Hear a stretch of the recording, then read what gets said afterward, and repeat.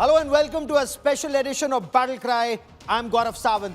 Is the United States all set to bomb Iran, or has there been a quiet off-ramp with White House now claiming Iran has agreed not to hang 800 protesters under US President Donald Trump's pressure? There are, of course, conflicting signals that are coming in from this region. So New Zealand, for example, New Zealand has withdrawn its embassy staffers from Tehran amidst war clouds over Iran. White House insists even now all options remain on the table. The Indian embassy in Tehran is working on a possible evacuation of approximately 10,000 Indians in Iran or those who may want to return. A Norway-based human rights organization has claimed so far, in their assessment, close to 3,400 people have been killed in this unrest.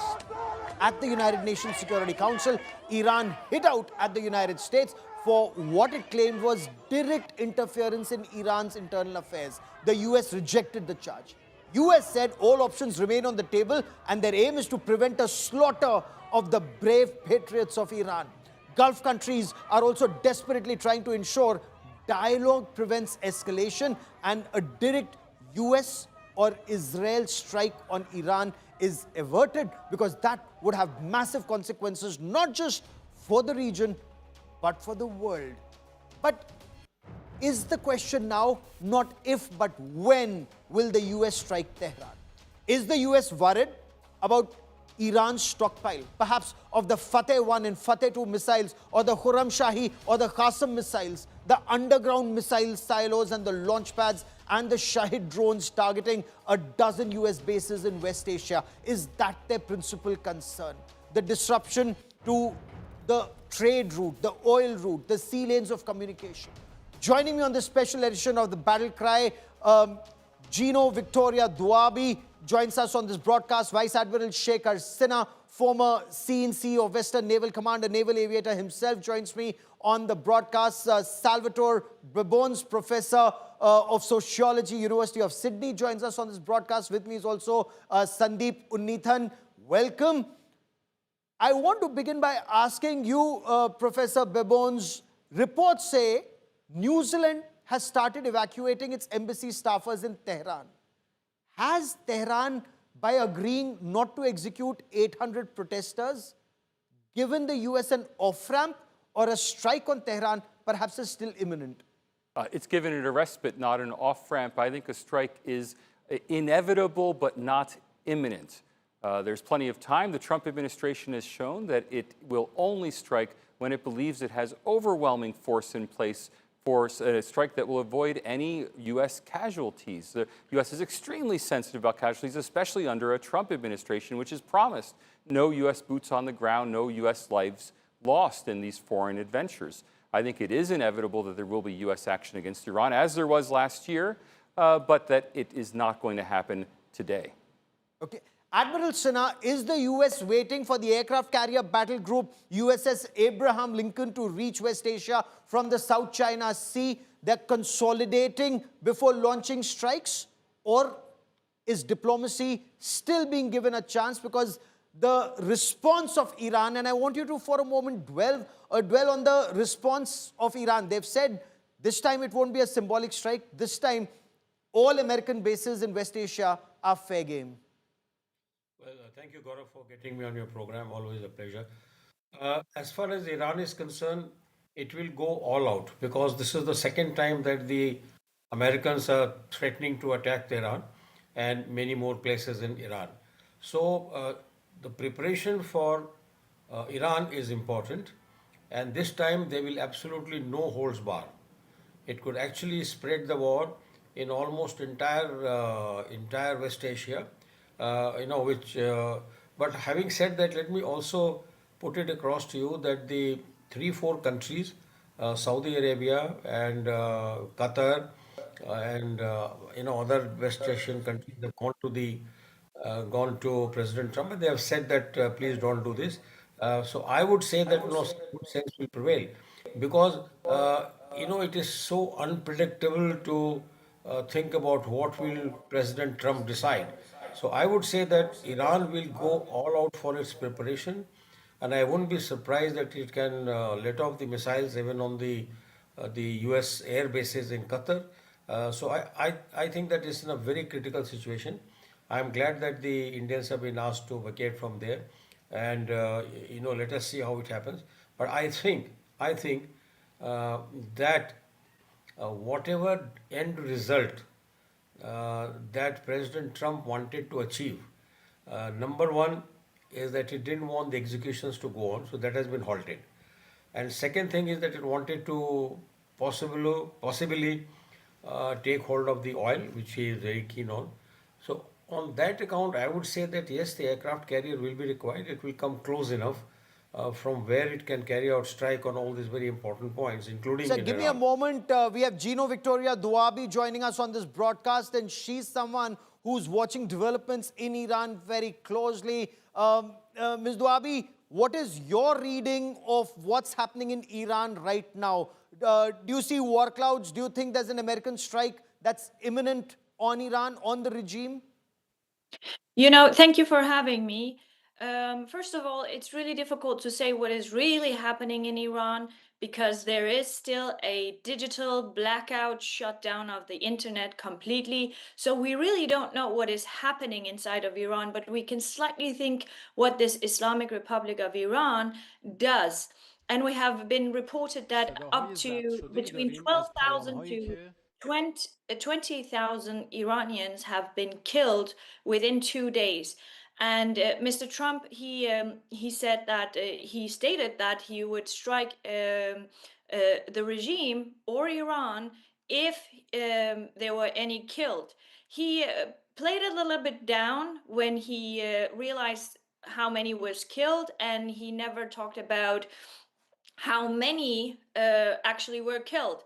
And now he is being advised by other countries in Middle East. Israel and Qatar and Turkey has obviously have its influence, and said that unless Islamic Republic is not killing anybody and no executions happen, he will not strike. But at the same time, we are seeing that the bases in Middle East are prepared to for any target. So we really don't know what goes through Trump's mind right So now. what's the information that you're getting right now? Gino Victoria Duabi, reports that we've been able to access or are out there in public domain. One report seemed to indicate that more than 2,000 people have been killed. There's another report that's come from Norway, from a human rights organization, that says about 3,400 people have been killed. President Trump had said help is on its way. He warned the regime not to target protesters. Now, are you saying that US is under pressure from Saudi Arabia, Qatar, UAE, Turkey and other countries not to bomb Iran, and that's why the halting of execution of 800 people, that is perhaps like an off-ramp, that there may not be a strike, at least right now? At least for right now, yes. I don't think Trump is intimidated or can be put under pressure by anybody.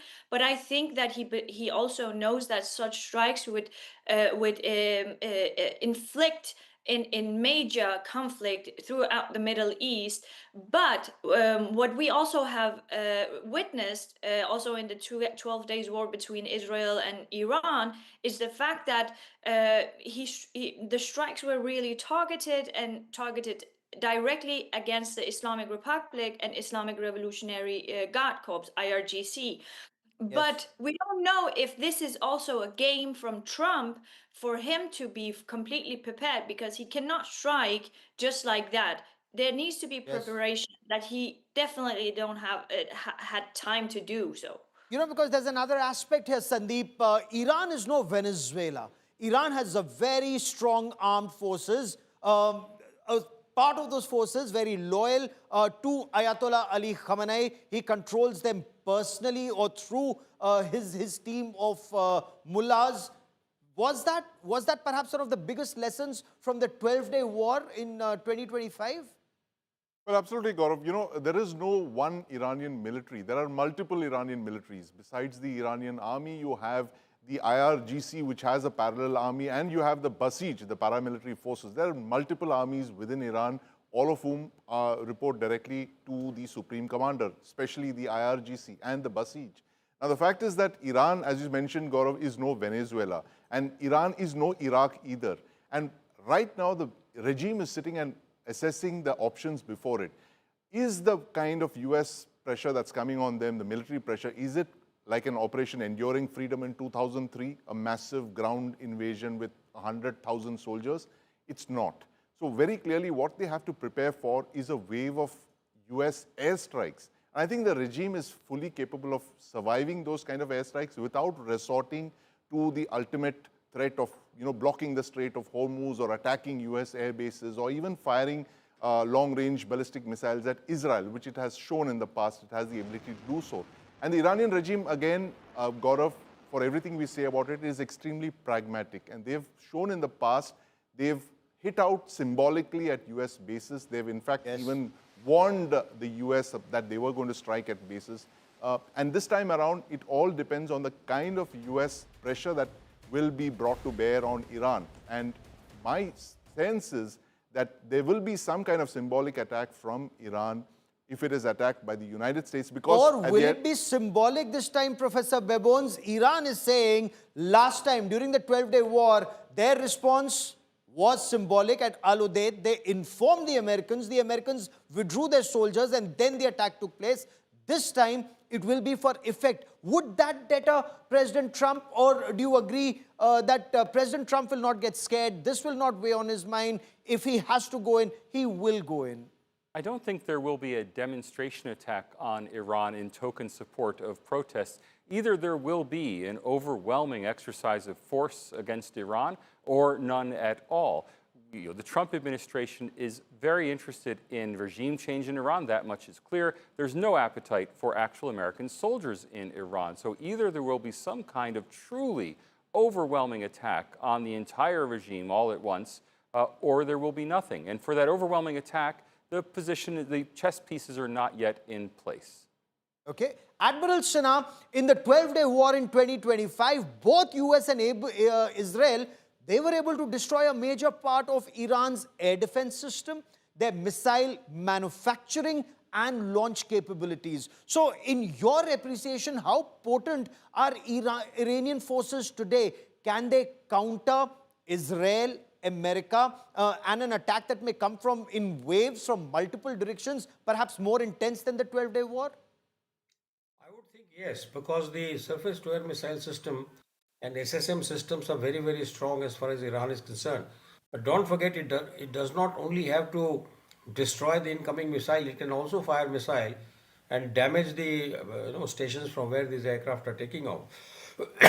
Number one. The second thing I wanted to tell you at that time, Gaurav, that I have been sort of following this news from various sources, and there is one school of thought that President Trump has been assured by these three countries, Qatar, Turkey and Saudi, that whatever end result he wants, it will happen.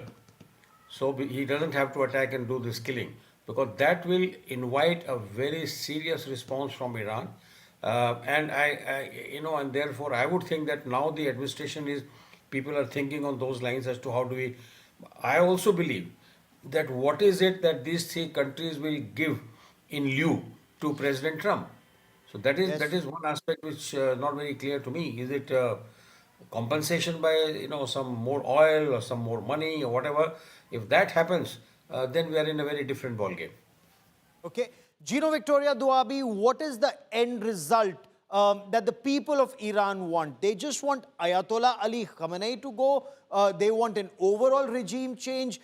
When you speak to people in different parts of Iran, and whether it's the Kurdish people or the Persians there, what is it that they're looking at? The revolutionaries, the people on the streets, do they want Reza Pahlavi to come back, or is there a different system that they're looking at? Yes, if I'll answer that really quickly. I just want to say something really important. Yes, there are IRGC and there are multiple forces within the Iranian regime, but something that we need to also talk about is that the Iranian regime within itself is at war with each other. They have never been this weak ever before. The currency has never been so low. It's actually the value of Iranian rial is at zero. So the Islamic Republic and the commanders and people inside of this regime are also cracking down with inside. And that is also important to have in mind when talking about if this regime might fall or not, which is a very important factor. Besides that, the Iranian people, when they go to the streets, they go to the streets because they want the entire system of Islamic Republic to fall. The entire system is built on hatred, terrorism, not only against its own people, but the entire region. And we have seen the last couple of years how that has unfolded, and also in the Western countries. Even the Iranian people, Kurds, and other ethnic minorities are in danger just to speak against the Islamic Republic. So Okay.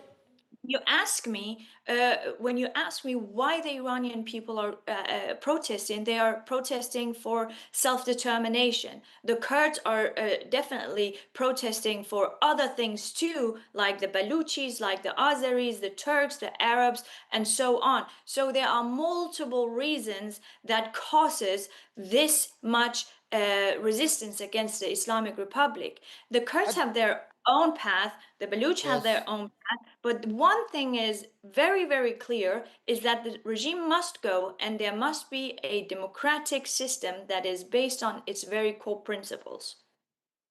Fair enough. But Sandeep, are there any indications, and we've been looking at Iran very closely, are there any indications beyond what appears from the West that the regime is at its weakest, perhaps, with the currency collapsing, with internal differences coming out, or is the regime well and truly in control? The fact that they've been able to jail a very large number of protesters. Some say, Sandeep, more than 20,000 have been jailed, more than 3,000 have been executed / killed, 800 are on death row. Sandeep, what are you picking up? The military strength and the overall strength of the regime? Well, Gaurav, the regime is at its weakest since 1979. There are no two ways about it. It's never been so bad for Iran. Their entire network of proxies has collapsed. Iran is actually, for the last 1 year, it's been pretty much naked, if you look at it.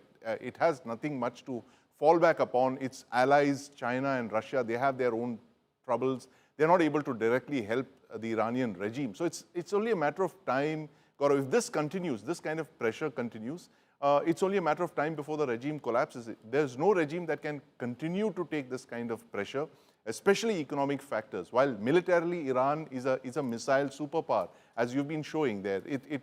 It's got the kind of missiles that several countries, even the United States is copying some of the Iranian drones. I mean, that's how advanced they are. But, drones and missiles can't feed the people at the end of the day, Gaurav. And that is something that a lot of dictatorships in the region have realized. As a sociologist, Professor Babones, is that also your understanding? If this pressure is maintained, whether by war or by other means, including, countries like Saudi Arabia, Turkey, assuring or reassuring Americans, without war, the same aim can be achieved. You think the regime can collapse? The sociology of revolution is very clear. Any regime that retains the loyalty of the armed forces and is willing to use them to kill its own citizens can maintain power. If you contrast the Arab Spring and the fact that in Egypt, Mubarak was unwilling or unable to get the military to kill 10,000 people in Tahrir Square, and Mubarak was overthrown. Contrast that with China and Tiananmen Square, which is a very different situation. In China, there was no reluctance about the army rolling tanks over civilians, and they restored order. Regime after regime has been able to survive. North Korea has been able to survive for this reason, loyalty of the military and the military willingness to kill civilians. When the military is unwilling to execute those kind of orders, then the regime's days are numbered. Very interesting point. And Admiral Sinha, your reading of the forces that are directly loyal to the Ayatollah in Iran, will they be willing to kill their own people? Will they be willing to withstand this? Or perhaps also inflict pain? Because in case they were to inflict pain on the Americans in the region, disrupt trade, it could also change dynamics. How would you read this? Well, whatever is my experience after having met them number of times in the past, they are very loyal to the Ayatollah, and I don't think that they're going to give up on that. because they believe that he is doing what he is supposed to do and keeping Iran's own prestige high in the in the scale of things in the Middle East and also in the world. So I think that they will do anything to support the Ayatollah, and I don't think that if you hear that one odd guy has defected or one odd guy has given up, they are only exceptions, but they don't prove the law really. Okay, Gino Victoria Duabi, Britain and France are talking about imposing additional sanctions on Iran. UN Secretary General Antonio Guterres, he's cautioned that any strikes on Iran could actually add volatility to an already combustible situation. UN is saying exercise maximum restraint. Will this embolden the Ayatollah regime and those loyal to him? And your reading of the Al-Quds Force, the IRGC, the other internal intelligence agencies, do they remain very loyal to the Ayatollah? Yes, because they are not loyal to a belief that is very practical. They are loyal and have vowed to an ideology that they truly believe in, and especially they're high ranked. They have been tested throughout the decades before being put in positions that where they can become commanders or anything important. And that's why I actually also indicated that there might be a crackdown within inside of the regime because, a lot of commanders, highly important commanders, were actually targeted in July 2025, which we could see how the regime communicated afterwards were contrary to the communication they did minutes before. So we see that are in communication and mistrust within the regime. I don't know if sanctions work anymore. I think that if the European countries want to do anything for the Iranian people, they should start isolating the regime by, closing down the embassies, institution where they actually work and freeze their Sandeep, assets. the 30 seconds that I have on this part of the show, Sandeep, I want to understand. Iran was able to overwhelm Israel's Iron Dome in 2025. Iran then had claimed it wasn't using its latest generation weapons and missiles. It has supersonic weapons. It has hypersonic weapons. Is it a fight where the Americans and the Israelis would also think twice before going all out, because it could disrupt the region, it could disrupt the world? Absolutely, Gaurav. Iran doesn't have much of an air force. It's got a ragtag air force, but it's got a first-rate hypersonic and a ballistic missile force, and it compensates for that lack of an air force with a very, very first-rate ballistic missile force. And that is something that countries in the region are extremely wary of. All the countries, the Gulf countries that do not want the US to use their airspace are pretty much worried about a Iranian retaliatory strike that could land on their countries. And this goes for Israel as well, because as we've seen in the past, there have been several ballistic missiles that have gone through the Iron Dome that Israel had set up. And those were pinpoint targeted attacks. Absolutely. 30 seconds, Professor Babones, there's one question. Theocracy. Because Iran's a theocracy, is it easier for them to cling on to power because they bring in religion compared to an autocracy, perhaps compared to Venezuela? No military is a theocracy. A military is a professional service, and militaries will make decisions based on their own calculations, not based on adherence to a religious leadership. Okay, except in Iran, was my question, because where they claim loyalty to Ayatollah Ali Khamenei, or in China, where they claim loyalty to the political party. But that's a debate perhaps for another time, which we shall take forward in the days and weeks ahead. I've run out of time on this part of the show. There's lots more coming up on the other side of a short break. To all my guests, many thanks for joining me. That is all we have for you on BattleCry this evening. Keep watching India.